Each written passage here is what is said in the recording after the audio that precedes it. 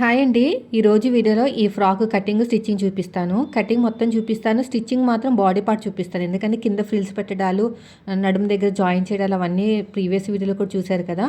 ఇది వచ్చేసి శారీ పన్న 2.5 మీటర్ తోటి అడ్జస్ట్మెంట్ అనేది చేసేసానండి. కింద పార్ట్ మీకు తెలిసిందే కాబట్టి నేను ఏమి షేర్ చేయనండి. ఓన్లీ బాడీ పార్ట్ 2.5 మీటర్లతోటి అలా అడ్జస్ట్మెంట్ చేశాను. నడుము సన్నగా ఉండటం వల్ల మేబీ అయిపోయిందేమో. బాడీ పార్ట్ మాత్రం నేను డబల్ ఫ్యూజింగ్ వేశానండి. చూడండి, అంటే బాగా పల్చగా ఉంది ఒరిజినల్ క్లాత్ అనేది. లైనింగ్ కూడా డబుల్ వేయాలి ఫ్యూజింగ్ మనం పెట్టినప్పుడు. సో దానివల్ల ఏంటంటే బాడీకి స్టిఫ్నెస్ అని వచ్చి కొంచెం నేను వేసుకునేటప్పుడు చాలా నాకే బాగా అనిపించింది అనమాట. కానీ కాస్ట్ కొంచెం ఎక్కువ అవుతుంది. లైనింగ్ డబుల్ వస్తుంది, ఇంకా మధ్యలో ఫ్యూజింగ్ కాస్ట్ కూడా ఎక్కువ అవుతుంది కదా. సో మీ బ్లౌజులకి మీరు వేసుకున్న పర్లేదు, బయట వాళ్ళకైతే అంత అమౌంట్ అయితే ఇస్తే మాత్రం చేసుకోండి, లేదంటే లేదు.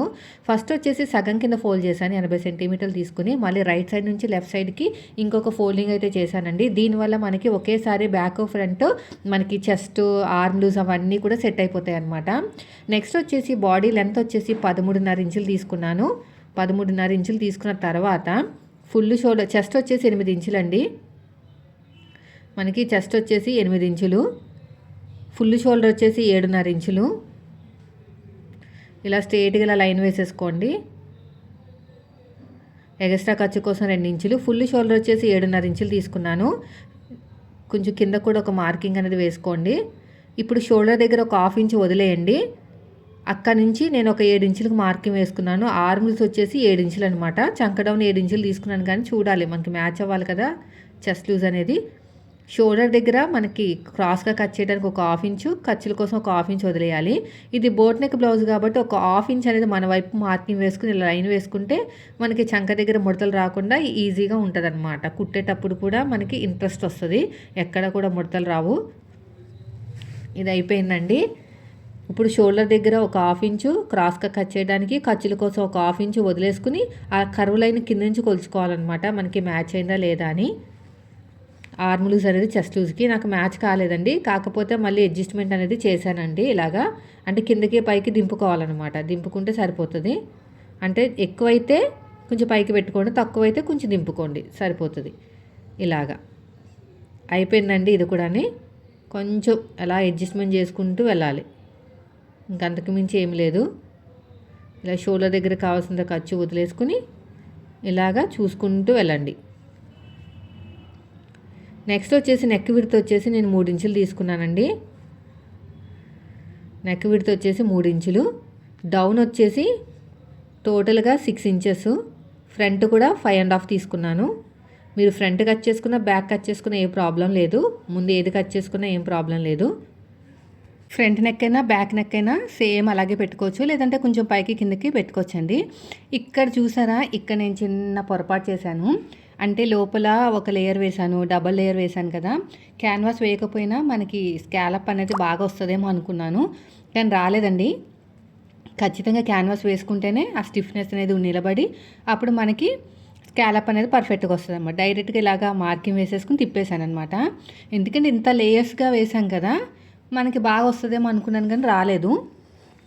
ఏదైనా ఉత్సాహంతో సేమ్ ఇప్పుడు ఎలాగైతే మార్కింగ్ వేసామో అలాగే క్యాన్వాస్ మీద వేసుకుని తిప్పేసేయండి. అందుకనే నాకు ఫ్రంట్ నెక్ దగ్గర షేప్ అవుట్ అయిందండి. ఇలాంటి ప్రయోగాలన్నీ నా మీదే చేసుకుంటానమాట. ఇది నా డ్రెస్సే. నడుము లూజ్ కూడా ఖర్చులతో కలిపి మార్కింగ్ వేసేసాను. డాట్ హైట్ 3.5 ఇంచులు తీసుకున్నాను, అంతే. ఇది ఫ్రంట్ నెక్ అండి.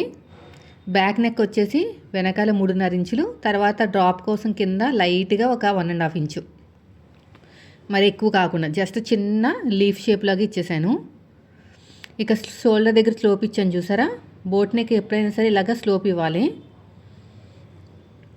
ఇలా నీట్గా కట్ చేసేయండి మొత్తం కూడా. ఇక్కడ కూడా కట్ చేసుకోండి ఇలాగా నేను చూపించినట్టు. ఈ సైడ్ కూడా అంతే.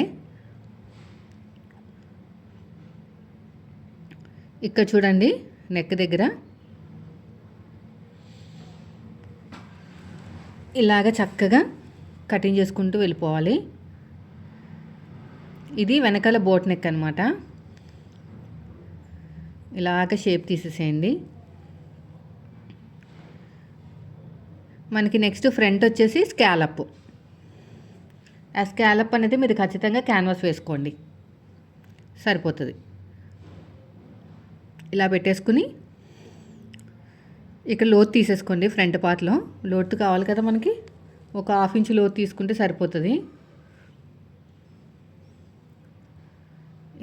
ఇలా నీట్గా ఇక్కడ మాత్రం నేను దళసరిగా ఉంది కదా అని చెప్పేసి డైరెక్ట్గా స్కాలప్ తీసేసుకున్నాను, కానీ రాలేదు ఫినిషింగ్ అనేది. కట్ చేయడం బాగానే కట్ చేశాను, కానీ ఖచ్చితంగా మీరు క్యాన్వాస్ వాడాల్సిందే ఎంత దళసరిగా క్లాత్ తీసుకున్నా కూడా. అయిపోయిందండి, చూసారు కదా. ఇది ప్రిన్సెస్ కట్ ఫ్రంట్లో కట్ చేసి కుట్టే ముందు మనం చిన్న పట్టీ అనేది అతుక్కోవాలి.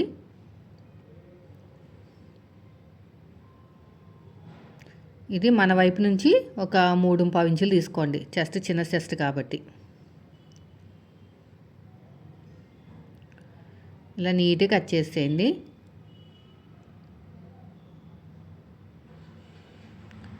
ఇప్పుడైతే నేను ప్రిన్సెస్ కట్ చేయను, కుట్టే ముందు కట్ చేస్తాను.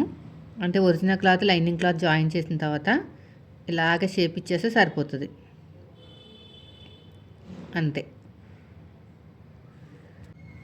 అయిపోయిందండి. నెక్స్ట్ వచ్చేసి వెనకాల చెప్పాను కదా, ఒక్క 1.5-2 ఇంచెస్ వరకు అయితే చిన్న లీఫ్ షేప్ లాగా ఇస్తానన్నమాట. ఇలాగా సరిపోతుంది. ఇప్పుడు కట్ చేసుకున్నా పర్లేదు, కుట్టే ముందు కట్ చేసుకున్నా పర్లేదు. ఇప్పుడైతే నాకు బాడీ పార్ట్ అయితే రెడీ అయిపోయిందండి. ఇక్కడ నడుము దగ్గర లైట్గా స్లోప్ ఇవ్వాలి. ఇక్కడ చూడండి, నేను నెక్ అనేది ఎంత పెట్టాను ఏంటనేది చెక్ చేసుకుంటున్నాను. ఏమైనా ఎక్కువ తక్కువ అయితే ఇక్కడ అడ్జస్ట్మెంట్ చేసేసుకోవాలి. ఇలా కొంచెం రౌండ్గా తీసుకుంటే బాగుంటుంది. ఇలా బ్యాక్ పార్ట్ మీద ఫ్రంట్ పార్ట్ పెట్టేసుకుని చక్కగా చూసుకుంటే అయిపోతుంది. ఇప్పుడు నేను ఉన్న క్లాత్ని సగం కింద 4 ఫోల్డింగ్ చేశానండి. ఆ పట్టీ నాకు కావాలన్నమాట, బార్డర్ అనేది. ఇప్పుడు నీట్గా ఇలా కట్ చేసుకున్నాను 4 ఫోల్డింగ్ మీద. ఇక్కడ కూడా అంతే, ఇటు సైడ్ కూడా అంతే. ఇలా కట్ చేసుకుంటూ వెళ్ళిపోండి. నడుము దగ్గర కూడా అంతేనండి, చంక దగ్గర ప్రతి చోట కూడా అంతే. ఇలాగా అయిపోయింది.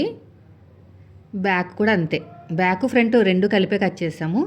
ఇప్పుడు ఉన్న క్లాత్లో హ్యాండ్స్ అనేది తర్వాత కట్ చేద్దాం. ఫస్ట్ వచ్చేసి యోక్ పార్ట్ అయిపోయిన తర్వాత మనకి ఎంతైతే కిందకి కావాలో చూసుకోవాలన్నమాట. ఉన్నంతలోనే అడ్జస్ట్ చేసి హైట్ ఎంత కావాలో అంత పెట్టుకుని మిగతా క్లాత్ కట్ చేస్తాం కదా, ఆ మిగతా ఉన్న క్లాత్ని మనం ఏం చేయాలంటే హ్యాండ్ కింద వాడుకోవాలి. ఇలా 4 ఫోల్డింగ్ చేస్తానండి.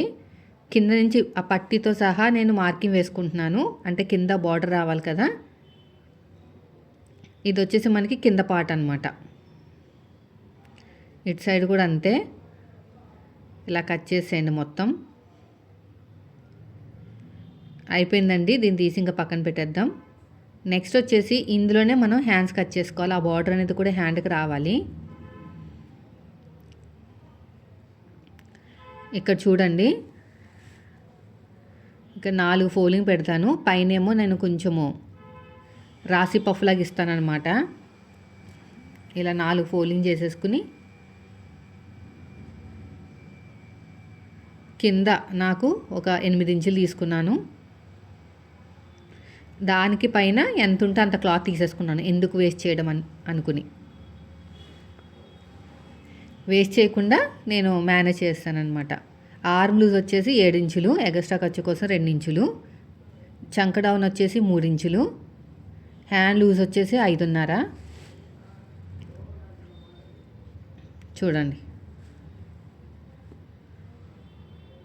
ఇలాగా హ్యాండ్ లూజ్ వచ్చేసి 5.5, ఇలా క్రాస్గా అనమాట. పైన హైటు ఎంత వస్తే అంత 2.5 ఇంచులు వచ్చింది హైటు.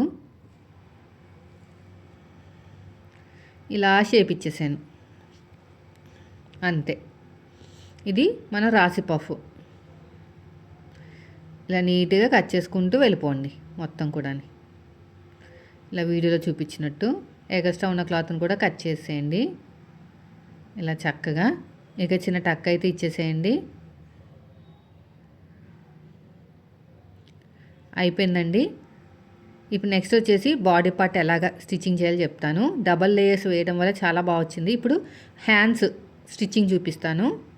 చిన్న చిన్న ఫ్రిల్స్ కింద పెట్టేసుకోండి ఇలా మొత్తం కూడాని. ఇలా నీట్గా ఫస్ట్ వచ్చేసి సగం వరకు మన వైపుకి, మిగతా సగం ఏమో పాదం వైపుకి అనమాట. ఇలా నీట్గా స్టిచ్చింగ్ చేసుకుంటూ వెళ్ళిపోవాలి పాదం వైపుకి. ఇలా మొత్తం కూడాని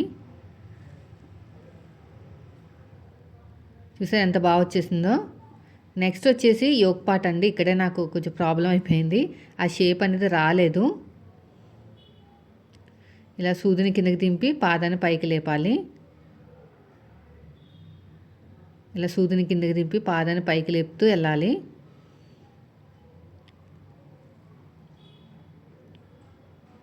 ఇలా నీట్గా ఇక్కడ కూడా అంతే. ఇలా మొత్తం కూడాని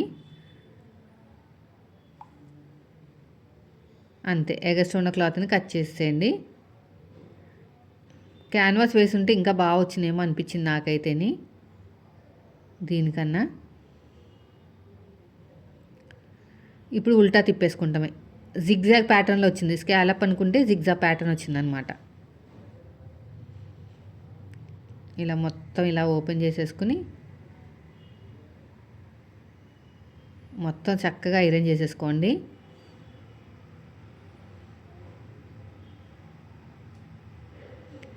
చక్కగా ఐరన్ చేసుకుంటే మంచి ఫినిషింగ్ వస్తుంది. కార్నర్కి కుట్టు వేయండి బాగా కార్నర్కి.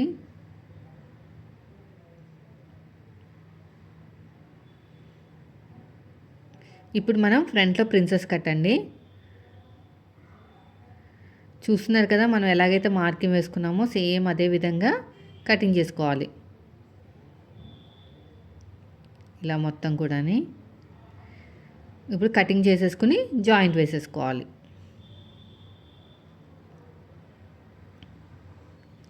ఇలాగ చక్క కటింగ్ చేసేసుకుని జాయింట్ వేసేసుకోండి.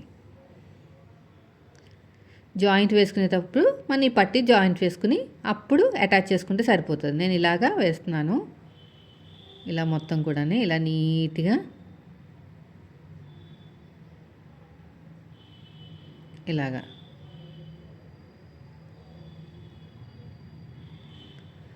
అంతే అయిపోయింది. తర్వాత వచ్చేసి రెండో సైడ్ కూడా అంతే. ఇప్పుడు ఇలాగా కట్ చేసాం కదా, మరి జాయింట్ వేసేసేయండి. ఇదిగోండి ఎంత బాగా వచ్చింది చూసారా. రెండో సైడ్ కూడా అంతే సేమ్. ఇలాగ కుట్టుకుంటూ వెళ్ళిపోవాలి ఇలా నీట్గా. ఎగస్ట్రా ఉన్న క్లాత్ని తీసేసేయండి.